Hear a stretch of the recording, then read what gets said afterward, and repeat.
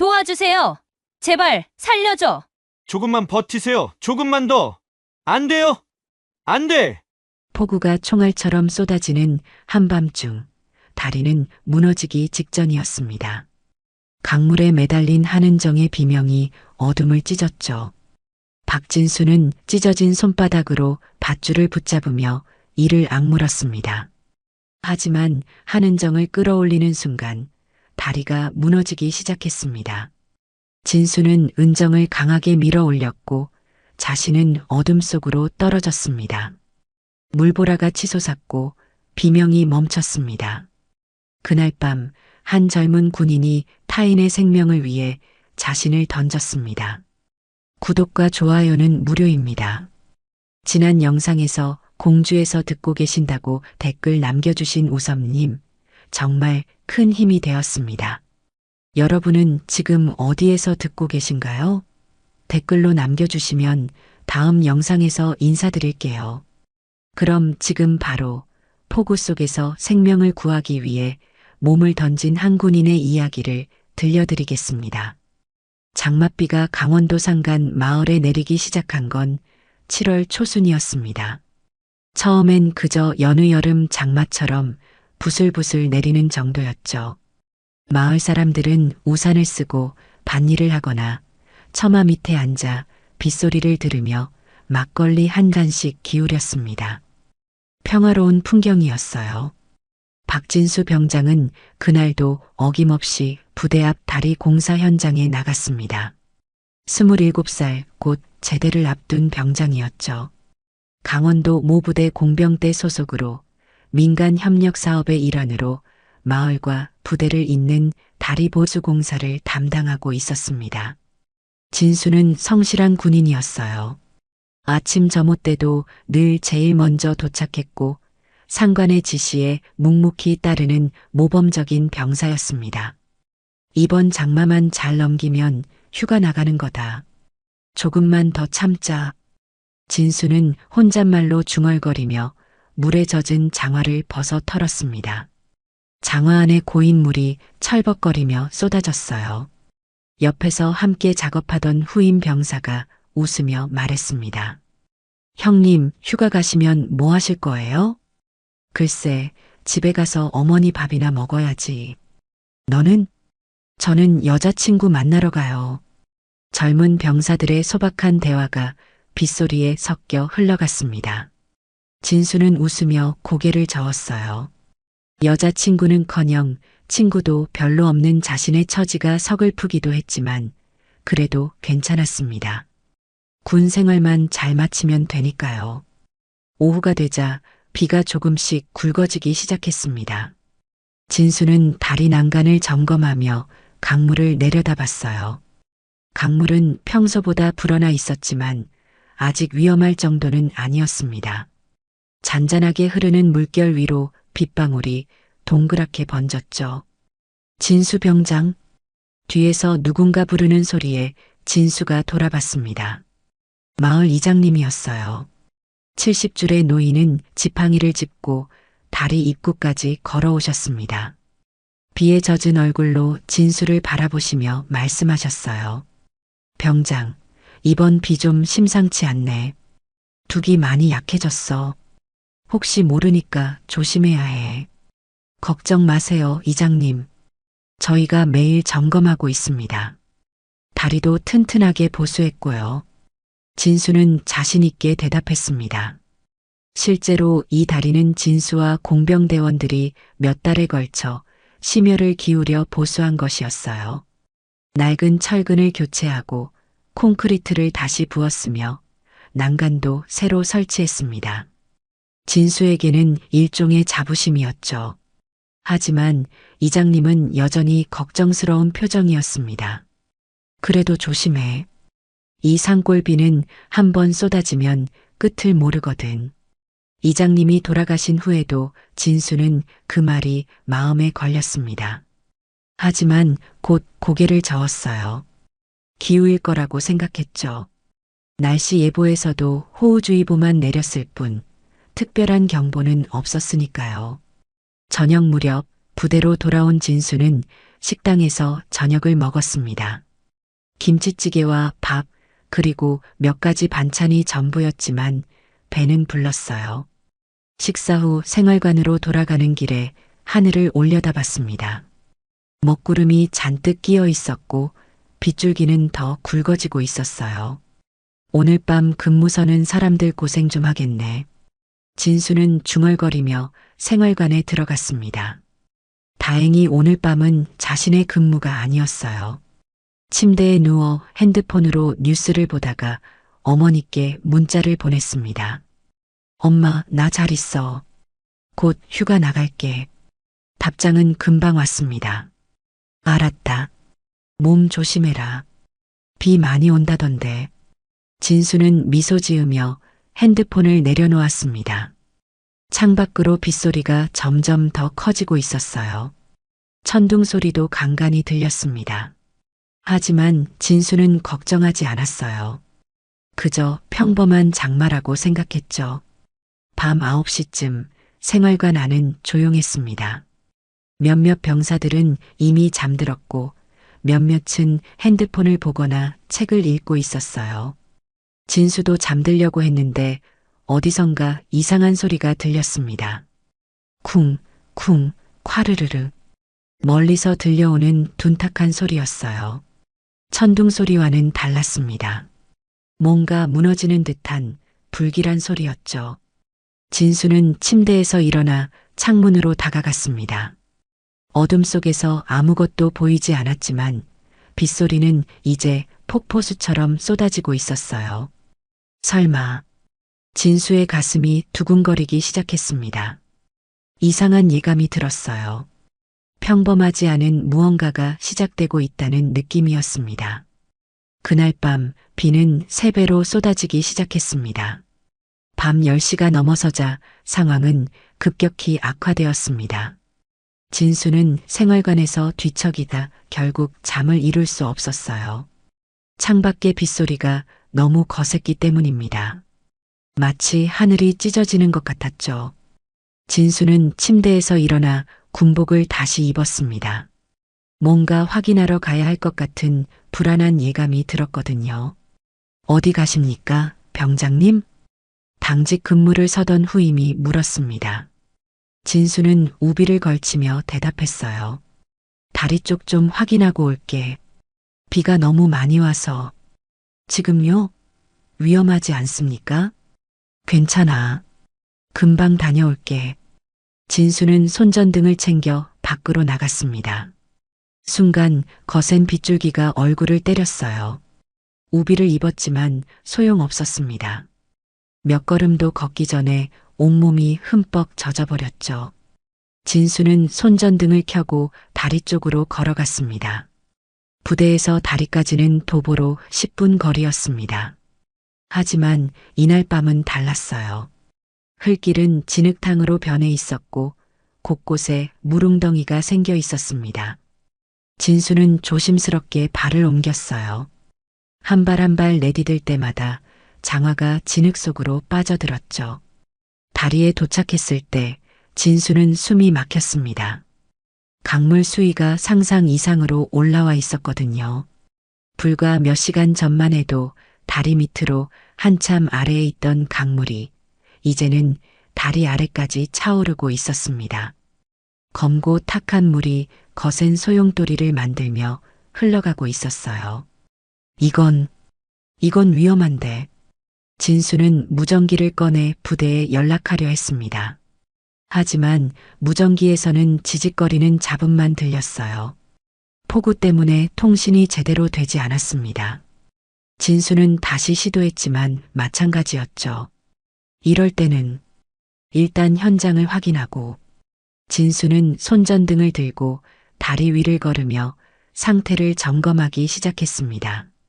난간을 하나하나 만져보며 흔들리는 곳이 없는지 확인했어요.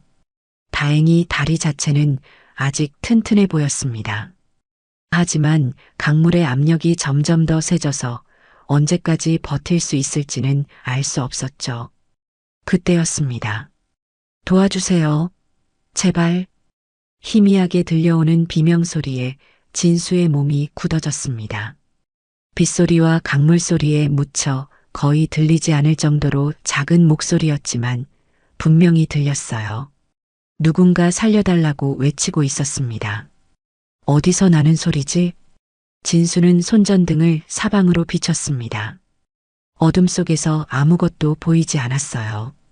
하지만 비명소리는 계속 들렸습니다. 점점 더 절박해지는 목소리였죠. 제발, 누구, 살려주세요. 진수는 소리가 나는 방향으로 달려갔습니다. 다리 중간쯤에서 난간 너머로 손전등을 비췄어요. 그 순간 진수는 숨이 멎는 줄 알았습니다. 난간 아래, 강물 바로 위에 한 여성이 매달려 있었던 겁니다. 거기 사람 있습니까? 진수가 소리쳤습니다. 여성이 고개를 들어 올려다봤어요. 창백한 얼굴, 공포로 일그러진 표정이 손전등 불빛에 비쳤습니다. 살려주세요. 제발. 진수는 그 여성을 알아봤습니다. 마을 청년회장 한은정이었어요. 52살의 싱글맘으로 마을 일에 열심인 분이었죠. 진수도 공사 기간 동안 몇 번 뵌 적이 있었습니다. 한은정 회장님, 제가 지금 구조하겠습니다. 조금만 버티세요. 진수가 자세히 보니 상황이 심각했습니다. 산사태로 떠내려온 것으로 보이는 커다란 흙더미와 나무 잔해들이 다리 기둥에 걸려 있었고, 한은정은 그 사이에 다리가 끼인 채 난간을 붙잡고 있었어요. 강물은 한은정의 허리까지 차올라 있었고, 거센 물살이 한은정의 몸을 계속 밀어내고 있었습니다. 진수는 재빨리 무전기를 다시 꺼냈습니다. 여기는 박진수 병장입니다. 긴급 상황 발생. 다리에서 민간인 한 명이 익사 위기에 처했습니다. 즉시 지원 바랍니다. 하지만 무전기는 여전히 잡음만 내뱉었어요. 통신이 완전히 끊긴 것입니다. 누가 있습니까? 밧줄 가져와. 누구 없습니까? 진수는 목이 터져라 소리쳤습니다. 하지만 폭우 속에서 진수의 목소리는 허공으로 흩어졌어요. 주변에는 아무도 없었습니다. 이 한밤중에 이 폭우 속에 이곳까지 나온 사람은 진수뿐이었죠. 병장님, 제발, 저 못 버티겠어요. 한은정의 목소리가 점점 약해지고 있었습니다. 강물의 체온을 빼앗겨 저체온증이 오고 있는 게 분명했어요. 소나기 힘도 점점 약해지는 게 보였습니다. 진수는 이를 악물었습니다. 도움을 기다릴 시간이 없었어요. 지금 당장 행동하지 않으면 한은정은 강물에 휩쓸려 갈 것입니다. 회장님, 제가 지금 내려갑니다. 절대 손 놓지 마세요. 진수는 재빨리 허리띠를 풀어 난간에 묶었습니다. 그리고 우비를 벗어 한쪽 끝을 난간에 단단히 묶었어요. 임시로 만든 밧줄이었습니다. 완벽하지 않았지만 지금으로선 이것밖에 없었죠. 진수는 난간을 넘어 조심스럽게 아래로 내려가기 시작했습니다. 차가운 강물이 다리를 적셨고 거센 물살이 몸을 흔들었어요. 진수는 한 손으로 난간을 붙잡고 다른 손으로 한은정에게 다가갔습니다. 회장님, 제 손 잡으세요. 그 순간 천둥이 하늘을 갈랐고 번개가 어둠을 찢었습니다. 진수와 한은정의 손이 서로를 향해 뻗어졌어요. 폭우 속에서 생명을 건 구조가 시작되었습니다. 진수의 손이 한은정의 손목을 움켜쥐는 순간 거센 물살이 두 사람을 강하게 흔들었습니다. 진수는 난간을 붙잡은 손에 온 힘을 주었어요. 손가락이 쥐어짜지는 것 같았지만 놓을 수 없었죠. 회장님, 제가 끌어올릴 테니까 힘내세요. 고마워요. 정말 고마워요. 한은정의 목소리는 떨리고 있었습니다. 추위와 공포로 온몸이 경직된 상태였어요. 진수는 한은정을 위로 끌어올리려 했지만 쉽지 않았습니다. 한은정의 다리가 흙더미와 잔해 사이에 깊숙이 끼어 있었거든요. 다리를 빼셔야 합니다. 천천히 움직여 보세요. 안 돼요. 안 빠져요. 한은정이 필사적으로 다리를 움직였지만 소용없었습니다. 오히려 움직일수록 더 깊이 끼어드는 것 같았어요. 진수는 다른 방법을 생각해야 했습니다. 잠깐만 기다리세요. 제가 밧줄을 가져올게요. 진수는 다시 난간 위로 올라갔습니다. 허리띠와 우비로 만든 임시 밧줄로는 부족했어요. 더 튼튼한 게 필요했습니다. 진수는 주변을 살폈어요.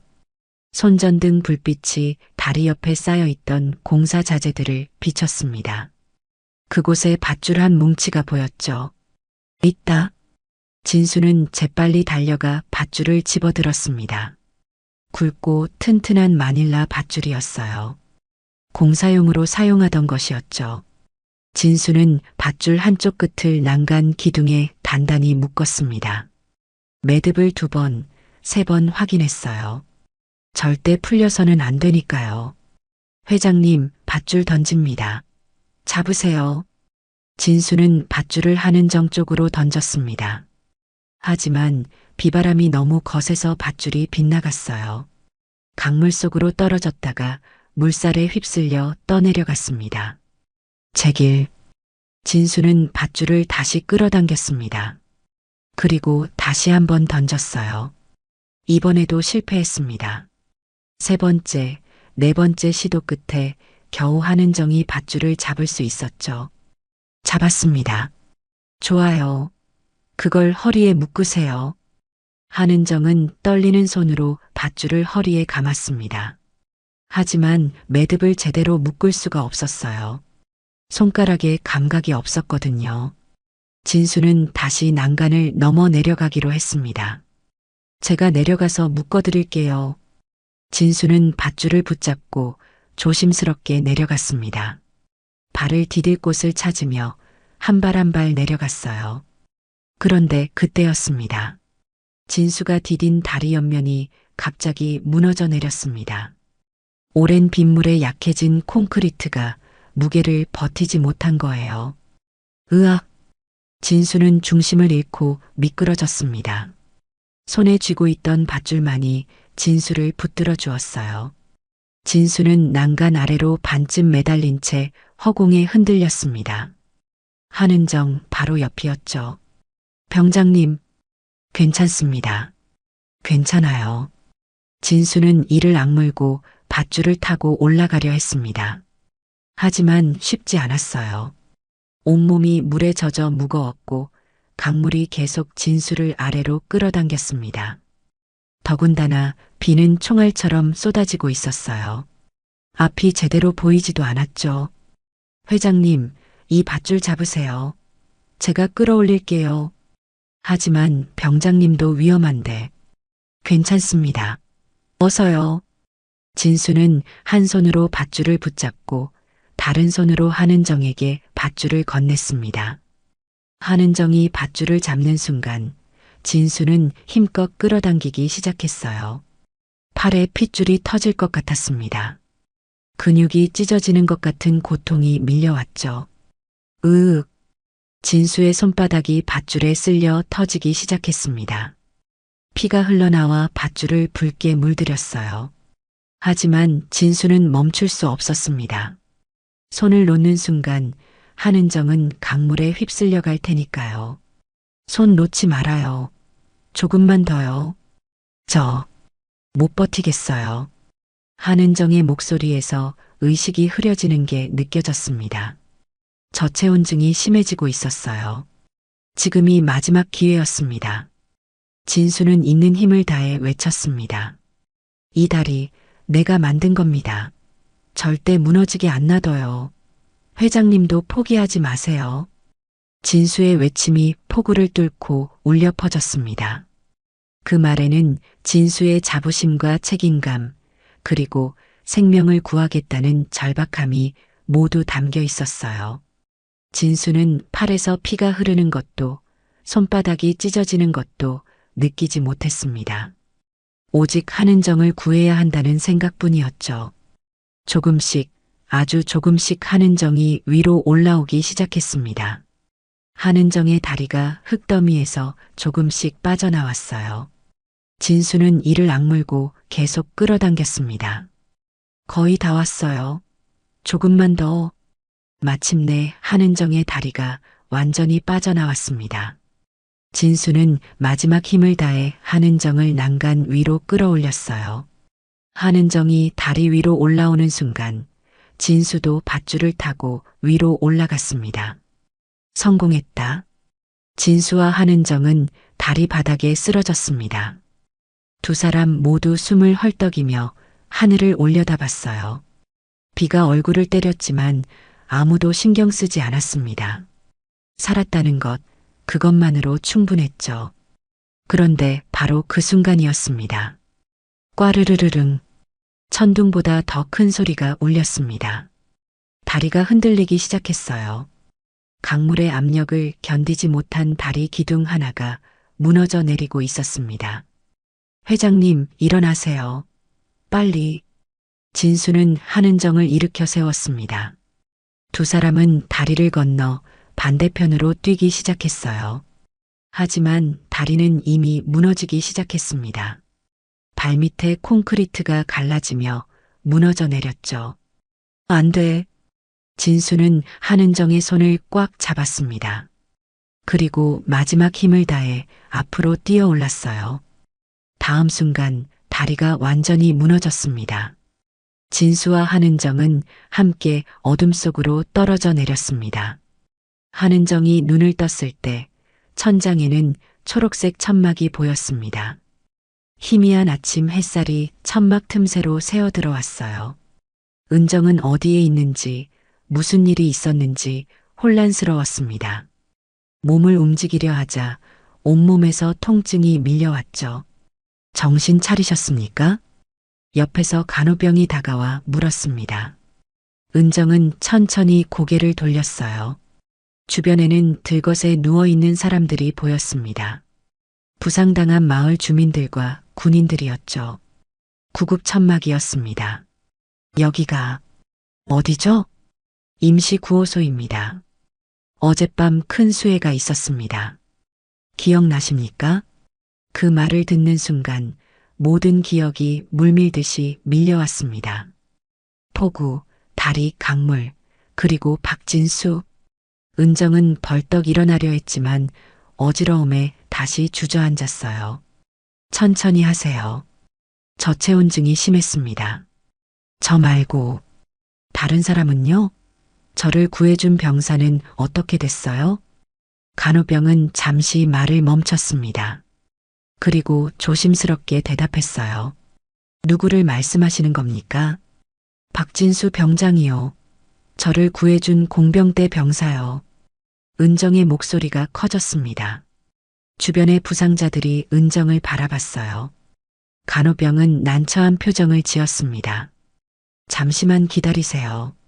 제가 확인해 보겠습니다. 간호병이 나간 후 은정은 천막 밖을 내다봤습니다. 마을의 풍경이 눈에 들어왔어요.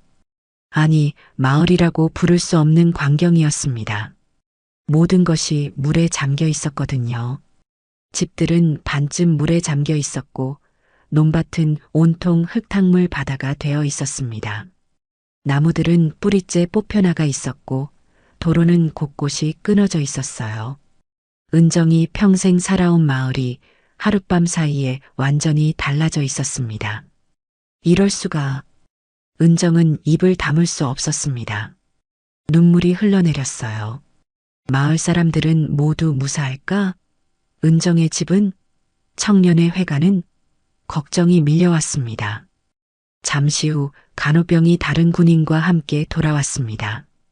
계급장을 보니 하사였어요. 한은정 회장님이십니까? 네, 맞습니다. 박진수 병장은 어디 있습니까? 저를 구해준 그 병사요.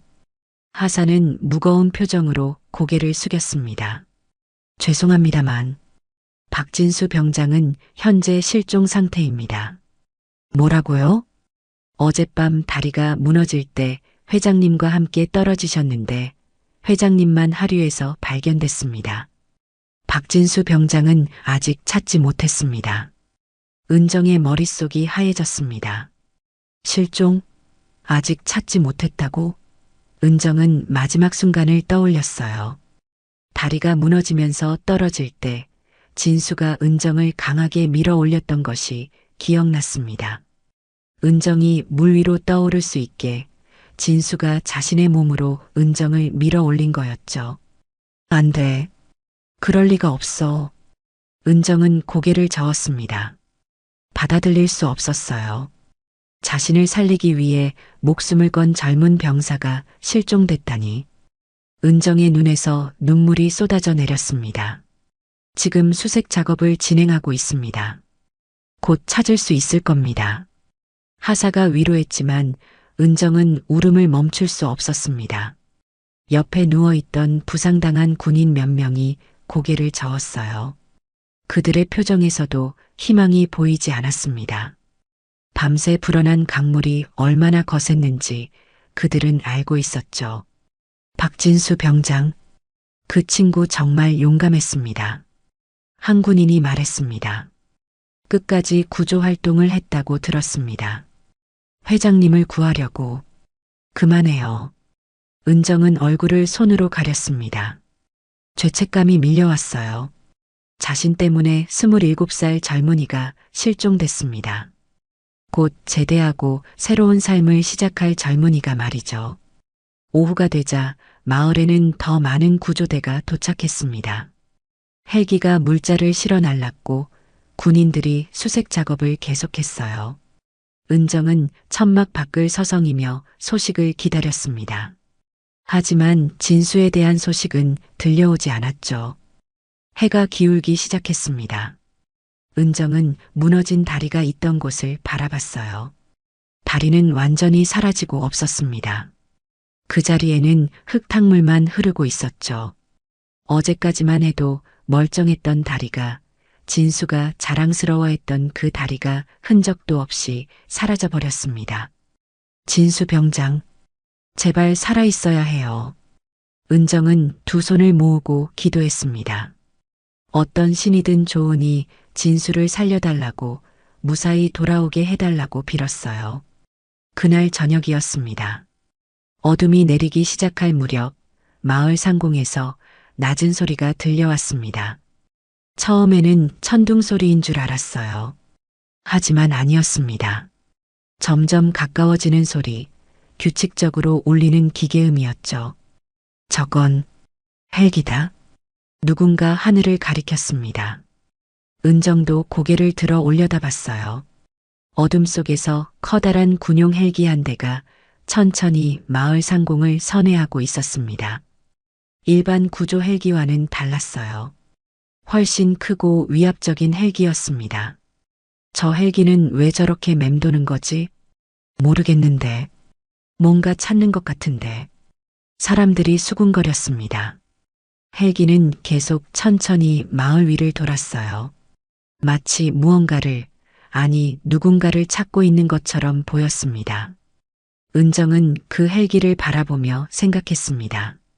혹시 진수를 찾으러 온 걸까? 혹시 진수에 대한 소식이 있는 걸까? 헬기의 굉음이 마을을 가득 채웠습니다. 그 소리는 슬픔과 희망이 뒤섞인 알 수 없는 감정을 불러일으켰어요. 그날 밤 부대 작전실에는 긴박한 분위기가 흐르고 있었습니다. 중령 김태섭은 책상 앞에 앉아 실종자 명단을 들여다보고 있었어요. 명단에는 단 한 명의 이름만 적혀 있었습니다. 박진수 병장, 실종자 1명. 김태섭은 펜을 들어 공식 보고서에 그렇게 적었습니다.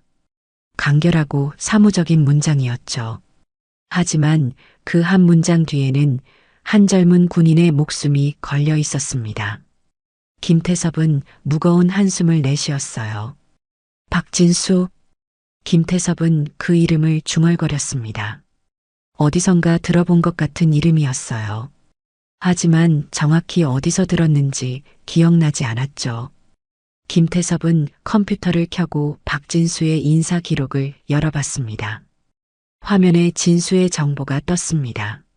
생년월일, 출생지, 학력, 입대 날짜, 복무기간. 김태섭은 무심코 화면을 내리다가 한 항목에서 멈췄어요. 보호자 란이었습니다. 보호자 박경숙. 관계모. 그 이름을 본 순간 김태섭의 얼굴이 하얗게 질렸습니다. 박경숙. 그 이름을 김태섭은 알고 있었어요.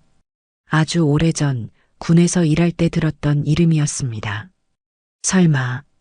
설마 그 박경숙이? 김태섭은 재빨리 다른 정보를 확인했습니다. 본적지, 어머니의 출생연도, 모든 것이 일치했어요. 김태섭의 손이 떨리기 시작했습니다. 이럴 수가. 김태섭은 자리에서 일어나 사무실 문을 잠갔습니다. 그리고 책장 뒤에 숨겨둔 오래된 파일 상자를 꺼냈어요. 먼지가 쌓인 상자 안에는 수십 년 전 군 문서들이 보관되어 있었습니다. 김태섭은 그중 하나를 꺼내 펼쳤죠. 파일 맨 앞장에는 한 장군의 사진이 붙어 있었습니다. 정해철 장군.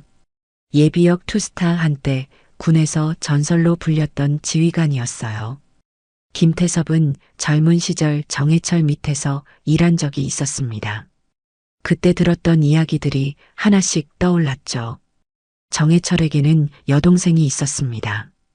박경숙. 정해철보다 15살 어린 막내 동생이었어요. 정해철은 동생을 무척 아꼈지만 30년 전 어떤 사건으로 인해 가족과 연락을 끊었습니다.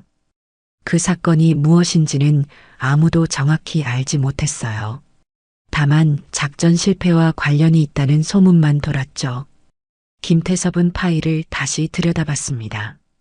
거기에는 박경숙의 결혼 기록도 있었어요. 남편 성은 박씨, 그리고 아들이 하나 있다는 기록이 있었습니다. 박진수. 정해철 장군의 외손자. 김태섭은 입술을 깨물었습니다. 이것은 단순한 실종 사건이 아니었어요. 만약 박진수가 정말 정해철의 외손자라면 이 사건은 훨씬 더 복잡해질 것입니다. 김태섭은 즉시 국방부에 보고해야 한다고 판단했죠. 김태섭은 비밀 보고서를 작성하기 시작했습니다. 키보드를 두드리는 소리만이 조용한 사무실에 울렸어요. 보고서에는 수해 상황, 구조 활동, 그리고 실종자에 대한 정보가 상세히 적혔습니다. 보고서 맨 끝에 김태섭은 신중하게 한 문장을 추가했습니다. 해당 병사는 전 예비역 장군 정해철의 외손자일 가능성이 있음. 그 문장을 쓰면서 김태섭의 손은 계속 떨렸습니다. 이 한 문장이 어떤 결과를 가져올지 알 수 없었거든요. 하지만 보고하지 않을 수 없었어요. 이것은 김태섭의 의무였습니다.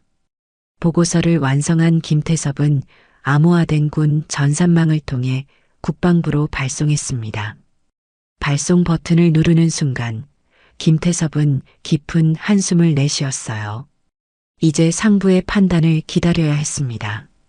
그런데 놀랍게도 답은 금방 왔습니다. 보고서를 보낸 지 불과 30분 후였어요. 김태섭의 책상 위에 있던 비밀 유선 전화가 울렸습니다. 일반 전화가 아니라 군 고위층만 사용하는 특수 회선이었죠. 김태섭은 긴장한 채 수화기를 들었습니다. 여보세요. 중령 김태섭입니다.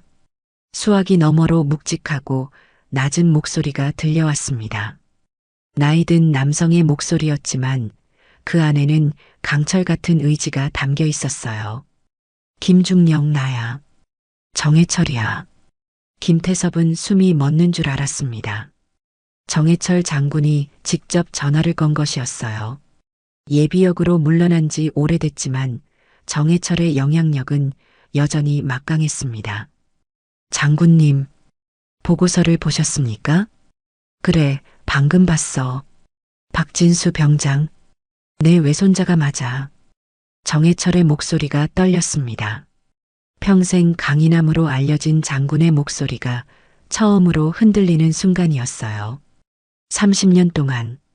30년 동안 소식도 모르고 살았는데 이런 식으로 다시 만나게 될 줄은. 장군님, 아직 희망이 있습니다. 수색 작업을 계속하고 있습니다. 김중령. 정해철의 목소리가 다시 단단해졌습니다. 헬기를 띄워라. 내가 직접 찾으러 간다. 지금 당장. 하지만 장군님 예비역이신데. 상관없어. 내가 국방부 장관한테 직접 연락했어. 특별 승인 받았다. 1시간 후 그곳으로 간다. 헬기 준비해도. 알겠습니다. 전화가 끊겼습니다. 김태섭은 수화기를 내려놓고 창밖을 바라봤어요. 밤하늘에는 여전히 먹구름이 끼어 있었습니다. 하지만 비는 그쳤죠. 김태섭은 즉시 헬기 준비를 지시했습니다. 그리고 혼자 중얼거렸어요. 장군님, 부디 손자를 찾으시길. 마을 상공을 맴돌던 헬기의 정체가 이제 분명해졌습니다. 그것은 단순한 구조 헬기가 아니었어요. 할아버지가 손자를 찾기 위해 띄운 간절함이 담긴 헬기였습니다. 한은정은 구조된 이후에도 마음의 평화를 찾을 수 없었습니다. 매일 아침 눈을 뜨면 박진수의 얼굴이 떠올랐어요. 자신을 살리기 위해 강물 속으로 사라진 그 젊은 병사의 모습이 눈에 선했습니다. 은정은 자책감에 잠을 이룰 수 없었죠. 사흘째 되던 날, 은정은 천막을 나와 무너진 다리가 있던 곳으로 향했습니다.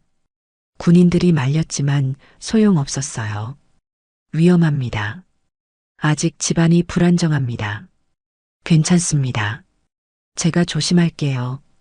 은정은 천천히 강가로 다가갔습니다. 물은 많이 빠져 있었지만 여전히 탁했어요. 다리가 있던 자리에는 부러진 철근과 콘크리트 조각들만 남아 있었습니다. 은정은 그 잔해를 바라보며 눈물을 흘렸죠.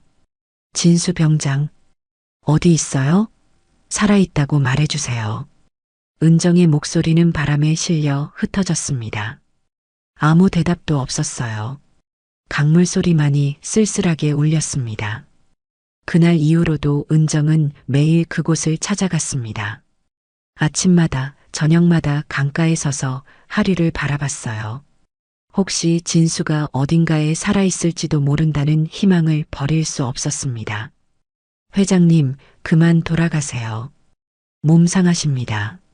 마을 사람들이 걱정했지만 은정은 듣지 않았습니다. 그 아이 반드시 살아있을 거예요. 저는 믿어요. 은정의 목소리에는 확신이 담겨 있었습니다. 근거 없는 믿음이 아니었어요. 진수가 보여준 의지, 마지막 순간에도 은정을 살리려 했던 그 강한 생명력을 은정은 기억했습니다. 그런 사람이 쉽게 죽을 리 없다고 믿었죠. 나흘째, 닷새째가 지나도 소식은 없었습니다. 수색대는 점점 범위를 넓혀갔어요. 강 하류까지 모두 뒤졌지만 진수는 발견되지 않았습니다. 부대에서는 슬슬 수색을 중단하자는 의견이 나오기 시작했죠. 하지만 6째 날 아침 기적이 일어났습니다. 사람이다. 여기 사람 있습니다. 강 하류에서 수색 중이던 군인 하나가 소리쳤습니다. 다른 군인들이 급히 달려갔어요. 물이 완전히 빠진 강변 바위 틈에 한 사람이 쓰러져 있었습니다. 이거 군복인데? 얼굴 확인해봐. 군인들이 조심스럽게 그 사람을 뒤집었습니다. 흙과 핏자국으로 얼룩진 얼굴이었지만 분명히 알아볼 수 있었어요. 박진수 병장이다. 박진수 병장 발견했습니다. 무전기로 급히 연락이 갔습니다. 현장에 있던 모든 군인이 달려왔어요. 군의관이 급히 진수의 상태를 확인했습니다. 맥박이 있습니다. 살아있어요. 그 소식은 순식간에 마을 전체로 퍼졌습니다. 은정도 소식을 듣고 달려왔어요. 숨이 차서 말도 제대로 못했지만 계속 달렸습니다. 강가에 도착했을 때 군인들이 들것에 진수를 싣고 있었죠. 진수 병장, 진수 병장. 은정이 소리쳤습니다. 진수는 눈을 감고 있었지만 숨을 쉬고 있었어요. 살아 있었습니다. 정말로 살아있었죠. 비켜주십시오. 지금 병원으로 이송해야 합니다. 군의관이 은정을 막았습니다. 은정은 눈물을 흘리며 물러섰어요. 들것이 구급차로 옮겨지는 순간 진수가 희미하게 눈을 떴습니다. 진수는 주변을 둘러봤습니다. 흐릿한 시야에 군복 입은 사람들이 보였어요. 그리고 자신이 누워있다는 것을 깨달았습니다. 진수는 온 힘을 다해 일어나려 했어요. 누워 계세요. 움직이시면 안 됩니다. 아니, 저는 괜찮습니다. 진수는 비틀거리며 일어섰습니다. 왼팔이 심하게 다쳐 있었지만 신경 쓰지 않았어요. 진수는 군인으로서 해야 할 일이 있었습니다. 병장 박진수. 진수는 오른팔을 들어 올렸습니다. 다친 왼팔을 부여잡으며 힘겹게 경례 자세를 취했어요. 보고합니다. 그 순간이었습니다. 하늘에서 큰 소리가 들려왔어요. 헬기 소리였습니다. 모두가 고개를 들어 올려다봤죠. 커다란 군용 헬기가 머리 위를 스치며 지나가고 있었습니다. 헬기는 천천히 고도를 낮추며 근처 공터에 착륙했습니다. 프로펠러가 만들어낸 바람이 주변의 흙먼지를 일으켰어요. 사람들은 눈을 가리며 헬기를 바라봤습니다. 헬기 문이 열렸습니다. 그리고 한 노인이 내렸어요. 75살쯤 되어 보이는 노인이었지만 자세는 꼿꼿했습니다. 군복을 입고 있었고 가슴에는 수많은 훈장이 달려 있었어요. 머리는 백발이었지만 눈빛만큼은 젊은이 못지않게 날카로웠습니다.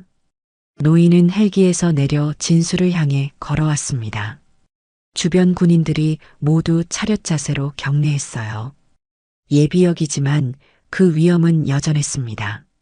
노인은 진수 앞에 멈춰 섰습니다. 그리고 진수를 위아래로 훑어봤어요. 진수에 다친 팔 찢어진 군복, 상처투성이 얼굴을 하나하나 확인했습니다. 진수야. 노인의 목소리가 떨렸습니다. 내가 왜 여기에 있냐? 진수는 노인을 알아보지 못했습니다. 처음 보는 얼굴이었어요. 하지만 그 눈빛 속에서 뭔가 익숙한 느낌을 받았습니다. 누구십니까?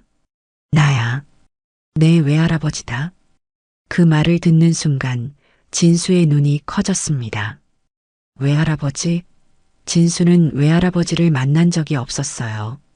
어머니는 아버지 가족과 연락이 끊겼다고만 했지 자세한 이야기는 해주지 않았습니다. 하는 정도 그 노인을 보고 입을 막았습니다.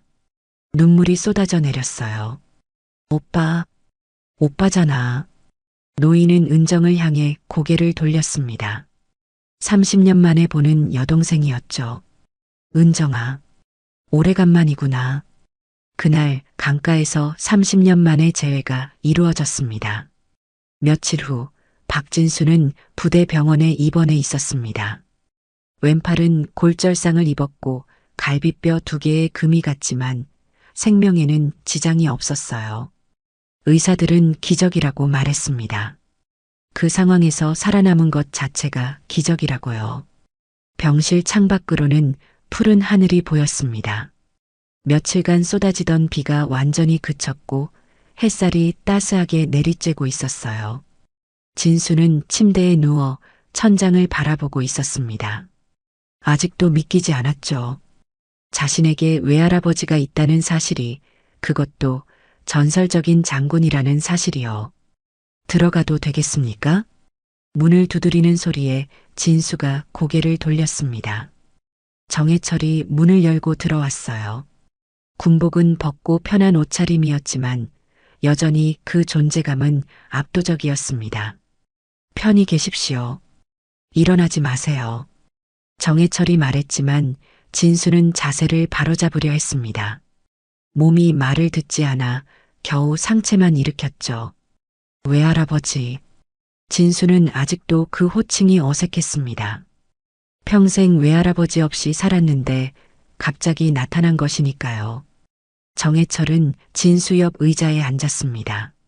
한참 동안 아무 말도 하지 않고 진수를 바라봤어요. 네, 어머니. 경숙이는 잘 지내니? 네. 어머니는 건강하십니다. 그래. 다행이구나. 정해철의 눈가에 주름이 깊어졌습니다. 30년이라는 세월의 무게가 느껴졌어요. 정해철은 천천히 입을 열었습니다. 진수야, 내게 해줄 이야기가 있다. 왜 내가 너희 가족과 연락을 끊고 살았는지. 이제는 말해줘야 할 것 같구나. 진수는 조용히 정해철의 말을 기다렸습니다. 30년 전, 나는 최전방 부대를 지휘하고 있었어. 당시에는 소령이었지. 어느 겨울 적의 기습 공격이 있었다. 나는 부하들을 이끌고 응전했지만 작전이 실패했어. 정해철의 목소리가 낮아졌습니다. 내 잘못된 판단으로 부하 7명이 목숨을 잃었다. 그 중에는 21살짜리 병사도 있었어. 갓 입대한 애송이였지. 나는 그 죄책감을 견딜 수 없었다. 정해철의 손이 떨렸습니다. 70년 인생에서 가장 아픈 기억이었던 거예요. 군사재판이 열렸고 나는 무죄 판결을 받았어. 작전 실패는 내 잘못이 아니라 불가항력이었다고 판단됐지. 하지만 나는 내 스스로를 용서할 수 없었다. 외할아버지, 나는 가족들에게 얼굴을 보일 자격이 없다고 생각했어. 부하들의 가족은 울고 있는데 나는 어떻게 내 가족과 웃으며 밥을 먹을 수 있겠니? 그래서 연락을 끊었다. 동생 경숙이한테도 막내 남동생한테도. 진수는 그제야 이해했습니다. 어머니가 왜 외가 이야기를 하지 않으셨는지, 왜 명절에도 친척 모임이 없었는지 말이죠. 그 동생이 바로 은정이의 아버지였다. 은정이는 내 조카고 너는 내 외손자지. 우리는 가족이야, 진수야. 정해철은 진수의 손을 잡았습니다. 거칠고 주름진 손이었지만 따뜻했어요. 나는 너를 버렸다고 생각했다. 가족을 저버린 비겁한 인간이라고 스스로를 책망했어. 하지만 넌 내 피였구나. 내가 몰랐을 뿐이지. 넌 항상 내 핏줄이었어. 진수의 눈에서 눈물이 흘러내렸습니다. 자신이 왜 우는지도 모르겠지만 눈물이 멈추지 않았어요. 바로 그때 병실 문이 열렸습니다. 한은정이 들어왔어요. 은정도 눈이 빨갛게 부어 있었습니다. 며칠간 많이 울었던 모양이었죠. 오빠, 그리고 진수. 은정은 두 사람을 번갈아 보며 말했습니다. 우리 가족이었구나. 그제야 모든 퍼즐이 맞춰졌습니다. 진수는 정해철의 외손자였고 은정은 진수의 이모였던 겁니다. 진수가 목숨 걸고 구한 사람이 바로 자신의 이모였다니 이 얼마나 놀라운 인연이었을까요? 은정은 진수의 침대 곁으로 다가와 손을 잡았습니다. 고마워. 정말 고마워, 진수야. 이모라고 불러도 되나요? 그럼 당연하지. 이모야, 진수야. 세 사람은 한참 동안 서로를 바라보며 울었습니다. 30년 동안 흩어져 있던 가족이 이렇게 기적처럼 다시 만난 거예요. 비극적인 수해 속에서 생과 사의 경계에서 이루어진 재회였습니다. 정해철은 눈물을 닦으며 말했습니다. 진수야, 내가 한은정을 구한 것을 들었다. 목숨을 걸고 민간인을 구조했다고 했지. 그 용기, 그 희생정신. 정말 자랑스럽다. 저는 그저 제 임무를 한 것뿐입니다. 아니야. 정해철이 고개를 저었습니다. 넌 그 이상을 했어. 넌 군인으로서의 명예를, 인간으로서의 존엄을 지켰어. 30년 전 내가 잃어버렸다고 생각했던 것들을 내가 되찾아준 거야. 정해철은 자리에서 일어나 진수에게 경례를 올렸습니다. 예비역 장군이 병장에게 경례를 하는 모습, 그것은 단순한 예우가 아니었어요. 존경과 사랑이 담긴 경례였습니다. 너는 오늘 우리 집안이 잃어버린 명예를 되찾았다. 고맙다, 진수야. 진수는 침대에서 겨우 상체를 일으켜 경례로 답했습니다. 다친 왼팔이 아팠지만 개의치 않았어요. 이 순간만큼은 군인으로서, 손자로서 제대로 된 경례를 올려야 한다고 생각했습니다. 창밖으로 햇살이 병실 안을 비쳤습니다. 오랜 비가 그치고 맑은 날이 온 것처럼 이 가족에게도 새로운 시작이 찾아온 거예요. 일주일 후 마을에는 활기가 조금씩 돌아오고 있었습니다. 완전히 복구되지는 않았지만 사람들은 다시 일어서기 시작했어요. 무너진 집을 고치고 떠내려간 가재도구를 새로 장만하며 조금씩 일상을 되찾아가고 있었습니다. 그날은 마을 복구식이 열리는 날이었습니다. 작은 행사였지만 의미가 컸어요. 수해를 이겨낸 마을 사람들의 의지를 보여주는 자리였으니까요. 마을 회관터에 임시로 설치된 단상 앞으로 사람들이 모여들었습니다. 박진수도 그 자리에 있었습니다. 왼팔은 깁스를 하고 삼각붕대로 고정한 채였지만 오른팔은 자유로웠어요. 진수는 군복을 단정히 차려입고 서 있었습니다. 제대를 며칠 앞두고 있었지만 오늘만큼은 군인으로서 이 자리에 서고 싶었죠. 한은정은 진수 옆에 서서 하늘을 올려다보고 있었습니다.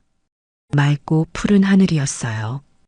그날 밤의 폭우가 거짓말처럼 느껴지는 평화로운 날씨였습니다.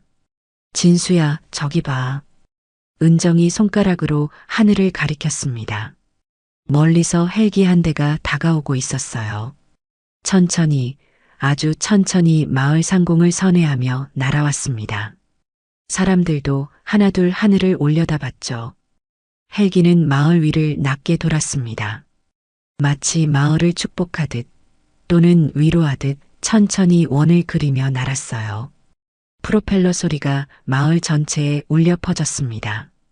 은정은 그 헬기를 바라보며 조용히 중얼거렸습니다. 그날 그 헬기, 널 데려가려 온 줄 알았는데 우리를 지켜보던 거였구나. 진수는 은정을 바라봤습니다. 은정의 눈가에 눈물이 맺혀 있었어요. 진수도 그날 밤을 떠올렸습니다. 어둠 속에서 들렸던 헬기 소리, 그것은 두려움이 아니라 희망의 소리였던 거예요. 이모, 이제 괜찮습니다. 우리 모두 살아남았잖아요. 그래, 내 말이 맞아. 우리 모두 살아남았지. 은정은 눈물을 닦으며 미소 지었습니다. 슬픔과 기쁨이 뒤섞인 복잡한 표정이었지만 그 안에는 감사함이 담겨 있었어요.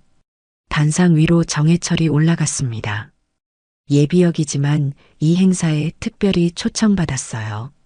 마을 사람들은 정해철이 누구인지, 그가 얼마나 대단한 사람인지 이제 모두 알고 있었습니다. 마을 여러분, 정해철의 목소리가 마이크를 타고 퍼졌습니다. 이번 수해로 많은 것을 잃으셨습니다. 집도 재산도 소중한 추억들도 잃었습니다. 하지만 여러분은 가장 중요한 것을 지켜냈습니다. 바로 생명입니다. 그리고 서로를 향한 마음입니다. 사람들이 조용히 정해철의 말에 귀 기울였습니다. 저는 오랜 시간 죄책감 속에서 살았습니다. 과거의 실패를 용서하지 못하고 가족마저 외면하며 살았습니다. 하지만 이번 일을 겪으며 깨달았습니다. 실패는 끝이 아니라 새로운 시작이라는 것을요. 정해철은 단상 아래 서 있는 진수를 바라봤습니다. 제 외손자 박진수 병장은 목숨을 걸고 한 사람을 구했습니다. 그것도 자신의 이모인 줄도 모르고 말입니다. 그 용기 덕분에 저는 30년 만에 가족을 되찾았습니다. 마을 사람들 사이에서 박수가 터져 나왔습니다. 진수는 부끄러워하며 고개를 숙였어요. 여러분, 이 비는 희생이 아닙니다. 새로운 시작입니다. 우리는 이 어려움을 함께 이겨냈고 앞으로도 함께 나아갈 것입니다. 정해철의 연설이 끝나자 큰 박수가 쏟아졌습니다. 사람들은 서로를 껴안으며 눈물을 흘렸어요. 슬픔의 눈물이 아니라 희망의 눈물이었습니다. 복구식이 끝나갈 무렵 하늘에 변화가 생겼습니다. 멀리서 먹구름이 몰려오고 있었어요. 사람들이 걱정스러운 표정으로 하늘을 올려다봤습니다. 또 비가 오는 걸까? 진수는 하늘을 보며 조용히 말했습니다. 이제 비가 와도 무섭지 않아요. 은정이 진수를 바라봤습니다. 정말? 네. 이제는 알아요. 비는 우리를 시험하는 게 아니라 씻어내고 새롭게 해주는 거라는 걸요. 정해철이 두 사람 옆으로 다가왔습니다. 세 사람은 나란히 서서 하늘을 올려다봤어요. 먹구름 사이로 햇빛 한 줄기가 비집고 내려왔습니다. 마치 하늘이 축복을 내리는 것 같았죠. 맞아, 진수 말이 맞다. 정해철이 고개를 끄덕이며 말했습니다. 이 비는 희생이 아니라 새로운 시작이야. 우리 가족의 새로운 시작, 이 마을의 새로운 시작 말이다. 세 사람은 서로의 손을 잡았습니다. 외할아버지와 외손자 그리고 이모. 30년 만에 다시 이어진 가족의 고리였어요. 그 순간 따뜻한 빗방울이 하나 둘 떨어지기 시작했습니다.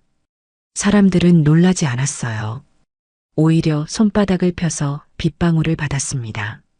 저녁이 되자 마을은 조용해졌습니다. 진수는 부대로 돌아가기 전 마을을 한 바퀴 돌았어요. 새로 지어질 다리터를 지나고 복구 중인 집들을 바라보며 걸었습니다.